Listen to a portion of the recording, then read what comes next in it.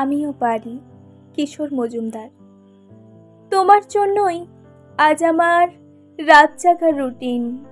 তোমার জন্যই আমি শুনতে শুরু করেছি বাংলা আর্ট ফিল্মের গান। তোমার জন্যই আমি টুকরো টুকরো করেছি নিজেকে তোমার ছাঁচে নতুন করে গড়বার আশায়। স্বপ্নগুলোকে তা দিয়েছি অতন্দ্র প্রহরায়। আত্মীয় স্বজন বন্ধু বান্ধব থেকে দূরে সরিয়ে রেখেছি নিজেকে। নিজেকে লক্ষ্যভেদী অর্জুনের মতো মনে হতো মাঝে মাঝে তোমার জন্য। হ্যাঁ, তোমারই জন্য। তোমার কথাতেই কেবল ফেসবুক থেকে তুলে নিয়েছি সব কটা সিঙ্গেল ছবি। কেবল বাবা মার সাথে পুজো দেখা আর কটা গ্রুপ ছবি, তার সাথে মিকি মাউস, টেডি বিয়ার, কিছু ফুলের ছবি আর তোমার ওই মহাপুরুষের মতো বানের স্ক্রিনশট। এসবই চলছে ফটো ফাইলে। বেশ আনন্দিত ছিলাম, খুশি হয়েছিলাম তোমার ভাবনায় নিজেকে সবার থেকে অনন্যা করে তুলতে। বিশ্বাস করেছিলাম যে ফেসবুক, ছু, রাত জেগে বয়স 25 পেরিয়েছে। হা হা হা। তোমার ওই অট্ট হাসিটা হালকা হাওয়ায় যেভাবে মিলিয়েছিলে সেদিন, ভারী অবাক হয়েছিলাম আমি। অবাক হবার আজ আর কি থাকতে পারে বলো? আমি মিলিতি নই যে সিঁথিতে সিঁদুর নিয়ে মরা নদীর তটের মতো প্রহর গুনব। সেলাই দিদিমণি, সে অশ্রু বিগলিত পাষাণ বাঁধা ঝর্ণা আমি নই। নিজের পায়ে দাঁড়ানোর লক্ষ্য নিয়ে যতবার চেষ্টা করেছি, পা ফসকাতে ফসকাতে তোমার ঘাড়েই হাতটা রেখেছিলাম। বিশ্বাস করো, সত্যি আমি দাঁড়াতে পারছিলাম না তোমায় ছাড়া। আমি জানতামই না কোন রঙের শাড়ি আমায় এতটা ভালো মানায়, কোন রঙের টিপ পরে চুল ছেড়ে দিয়ে দক্ষিণা হাওয়া মনে হয়। জিন্স টপে বড় বেঢপ লাগে, তাই না? তুমি আমায় চুড়িদার আর বাহারি ওড়নায় অনন্যা করে তুলেছিলে, মানতেই হবে। জানো তো, মাও আমার আল্ট্রা মডার্ন থেকে ক্লাসিক্যাল গাম্ভীর্যের উত্তরণ দেখে বুঝে গেছিলেন, যাক, ভালো ছেলেরই পাল্লাই পড়েছে মেয়ে তার।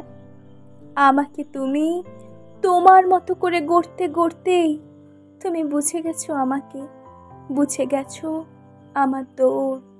বুকে পাথর বেঁধে দগদগে খায়ে সারা রাত চোখের জলের নুন মেখে নিজেকে জ্বালাতে জ্বালাতে তবুও অভিশাপ দিতে পারিনি তোমায়। আমার মধ্যে আগুন আছে, আগুন। আজকে বুঝেছি, ঠিকই বলেছিলে। ভেতরের আগুন থেকে উত্তাপটুকু নিয়েছিলে তুমি। জ্বলে পুড়ে খাক হয়ে আমি আজ মরা উনুন হয়ে বসে আছি। জানি ভদ্র সমাজ, পরিবার সেখানে নতুন করে জ্বালবে আগুন।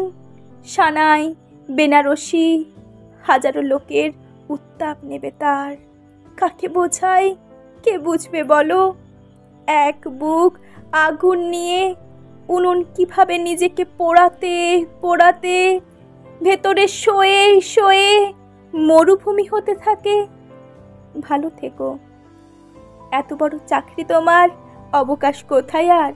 আর তোমার বিয়ে করা নববধূ স্ত্রী শ্রীতমাকে নিয়ে সুখে থেকো। একটা কথা ভাবলে অবাক লাগে, চাকরিটা পাইনি বলেই কি আমি দক্ষিণা হাওয়া থেকে দুর্গন্ধে পরিণত হলাম? তোমাকে অনলাইন দেখি, বুঝি তো, সব বুঝি আমি। সময় দিয়েছো ঠিকই, কিন্তু আমি যে টিচার হব, কি করব? এতদিন অপেক্ষা করেও নানা কেশ কামারি রাজনীতিতে আমার পথটাই লম্বা হয়ে গেল শুধু। অনেক পড়েছি, অনেকভাবে, ভালো প্রস্তুতি আমার। বিশ্বাস করো, যদি ভালোই ভালোই সবটুকু হয়, আমি চাকরিটা পাচ্ছি, জীবনে সত্যি দাঁড়াবো আমি। দেখে নিও। সরি, তুমি কি দেখবে আর? তবে আমি দেখতে পাচ্ছি আমার স্বপ্ন ছোঁয়ার খুব কাছাকাছি দাঁড়িয়েছি। তবু একা লাগে, ভীষণ একা। ভাবতে তবু চেষ্টা করছি, ছোট ছোট ছাত্রছাত্রীদের পড়াচ্ছি, আর মুখ ফসকেই অপ্রাসঙ্গিকভাবেই বলে ফেলছি, তোমার জীবনে মানুষকে মানুষের মর্যাদা দিও, টাকা রোজগারের মাত্রা দিয়ে নয়। আর মেয়েরা নিজের পায়ে না দাঁড়ালে এই সমাজে উচ্ছিষ্টের মতো অস্তিত্ব নিয়ে থাকতে হবে তোমাদের। তাই দাঁতে দাঁত চেপে বলো, আমিও পারি, আমিও পারবো, আমিও পারবই পারবো। থাক, ছাড়ো, এত ভাবা ঠিক নয়। কাল রিটেন এক্সাম, ঘুমোতে হবে। রাত জাগার রুটিনটা আর বদলাতে পারলাম না গো। নমস্কার।